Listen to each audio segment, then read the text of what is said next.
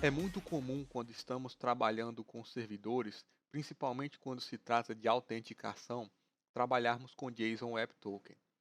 Quando criamos uma conta em algum servidor, o servidor gera um JSON Web Token e envia para o cliente esse token, para que ele seja armazenado.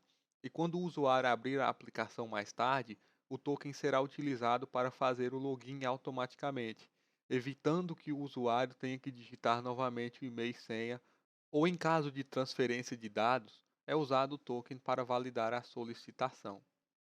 Basicamente, o JSON Web Token tem em sua estrutura um cabeçalho, um payload e uma assinatura, onde essas três partes juntas formam o JSON Web Token.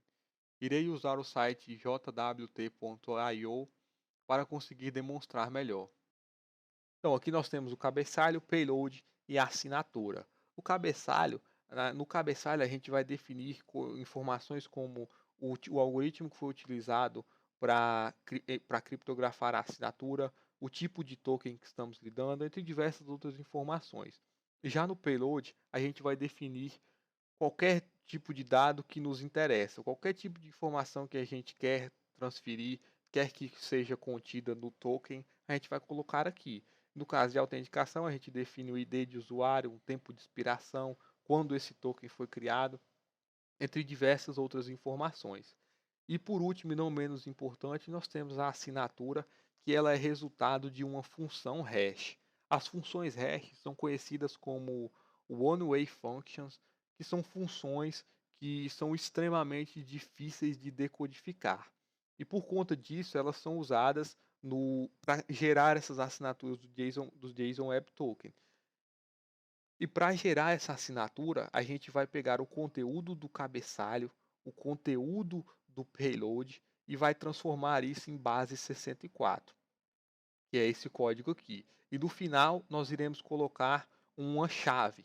Essa chave, ela é única e exclusiva do servidor. Somente o servidor sabe qual chave é essa.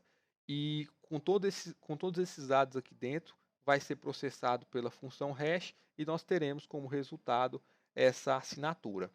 E para gerar uma assinatura idêntica a essa, nós precisamos saber a chave que foi usada e os dados também que foram usados, que estão contidos no token, o que torna essa assinatura única e exclusiva desse token.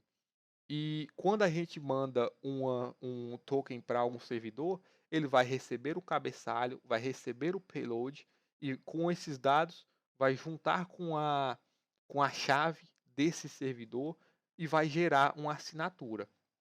E depois dessa assinatura gerada, o servidor vai comparar se essa assinatura é igual à assinatura que foi recebida junto com o token.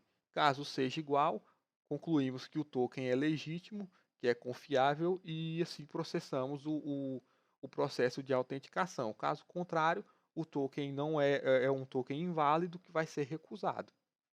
Então, o JSON Web Token é basicamente isso, funciona basicamente assim, e por funcionar assim, todas essas funcionalidades transformam o JSON Web Token em uma excelente escolha quando se trata de tokens, autenticação e transferências de dados.